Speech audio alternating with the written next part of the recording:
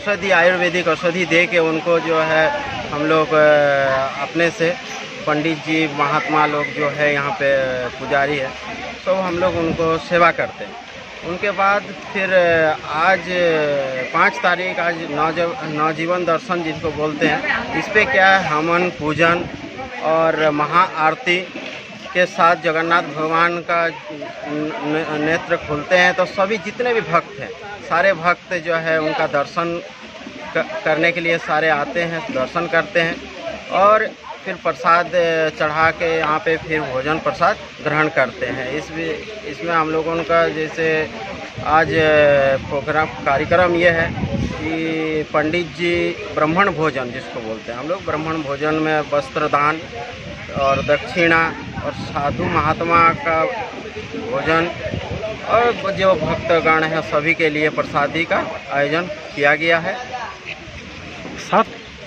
7 तारीख को लेके जगन्नाथ भगवान जी जो है 1 साल बाद फिर निकलेंगे, अपना मौसी बाड़ी जाएंगे।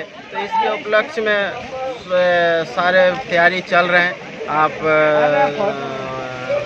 प्रसाद का पूजा पाठ तो हो ही रहे हैं, इसमें प्रसाद ग्रहण, प्रसाद भी अटका प्रसाद ही बनते हैं इस पे, और जगन्नाथ भगवान को हम लोग धूमधाम से मौसी बाड़ी लेके जाएंगे।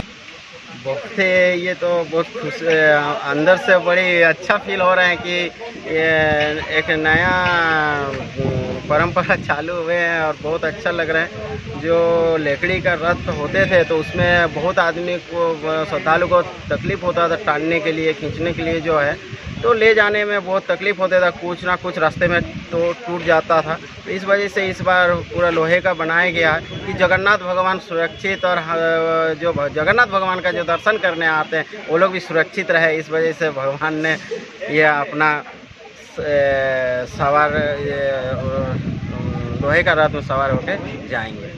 इस बार साफ़ सफाई के लेकर तो बोले हुए हैं, अगले बार तो प्रयास तो काफ़ी किए पर लाभ तो नहीं मिला किसी प्रकार का। वही नाला के पानी बह रहा है, उसी प्रकार से किसी भी प्रकार का मठिया से निकलते ही बाहर में कचरा फेंकते हैं सब, तो सारे कचड़े इकट्ठे हो जाते हैं। सब लोग जो भी श्रद्धालु आते हैं मठिया मंदिर में, तो सब जो जूठा पत्तल हो बा किसी भी प्रकार का वस्तु पैर रख के आना पड़ता है। तो मठिया के सामने में, गेट के सामने में इतने कचरा सब है, तो उनको भी हम बोलेंगे कि आप लोगों के माध्यम से कि उनको साफ सफाई कराया जाए और रोड में जो पानी, नाला के पानी जो बह रहा है, कम से कम रात के दिन में सब पानी ना बहे। और सड़क को अभी फिर से मरम्मती का काम पूरा हो चुका है, सड़क अभी ठीक ठाक है, लेकिन नाली के नहीं होने की वजह से पानी जो है कि रोड पे आ जाता है। इसमें हम राज्य सरकार को कहेंगे कि राज्य सरकार भी थोड़ा सा ध्यान दे। राज्य सरकार इसमें एकदम आँख मूंद लेती है और जब चुनाव के टाइम आती है तो बड़े बड़े वादे करके, झूठे वादे करके सत्ता पे आ जाती है। उसके बाद जनता को देखने के उनके पास समय नहीं मिलता है। वो अपने सिर्फ शासन को इस नेता के हाथ से, इस नेता के हाथ और उस नेता के हाथ से फिर इस नेता के हाथ, सिर्फ अपने कह सकते हैं कि अपने ही मशगूल है वो लोग तो सत्ता में आने के बाद।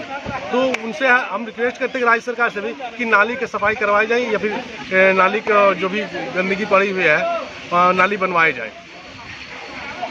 आप भी जानते हैं और यहाँ के लोग भी जानते हैं कि सांसद के कोटे में ये नहीं आता है। ये छोटे छोटे काम जो है कि विधायक अपने स्तर से भी कर सकते हैं या राज्य सरकार के पदाधिकारी, डीसी, एसडीओ और ये लोग जो है ये लोग करवा सकते हैं। अब सांसद कोटे से या फिर सांसद के जो संसद में पास होता है तो बड़ी बड़ी सड़कें हम लोगों ने बनाया ईंचागढ़ में। आज पीएम जसवाई की सड़कें दिख रही है ईंचागढ़ में, अब दिख रही है निमडी में, दिख रही है कुकड़ू में, तो सांसद जी दिख रही है रेलवे के विकास में। तो हमारे सांसद जी के स्तर से कई बड़ी बड़ी योजनाओं को हम लोगों ने ईंचागढ़ में पास कराया है और वो जनता देख करके दोबारा फिर मौका दी है। तो हम कहेंगे कि इसको स्टेट की सरकार, हमारे जो विधायक, तत्कालीन विधायक है सविता महतो, उनको देखना चाहिए और उनको इस तरह नहीं देखने की वजह से सरकार, जनता उसको जवाब देने के लिए तैयार बैठी हुई है। सब जिला प्रशासन से तो मांग करते हैं कि रथ, इतनी बड़ी रथ है, श्रद्धालु है, हम लोग इस पूरे क्षेत्र में जो है कि रथ का आस्था रखते हैं, इतने बड़े कौम इसको आस्था रखती है, तो उसके हिसाब से उनको खुद ब खुद हम लोग तो मांग करते हैं, इसके बिना मांग किए हुए उसको सड़क की नाली की जो व्यवस्था है, नाली पानी आ रही है उसको बंद करवाना चाहिए, पीने के स्वच्छ जल की व्यवस्था करवाना चाहिए और तमाम जो सुविधाएं होनी चाहिए वो देनी चाहिए।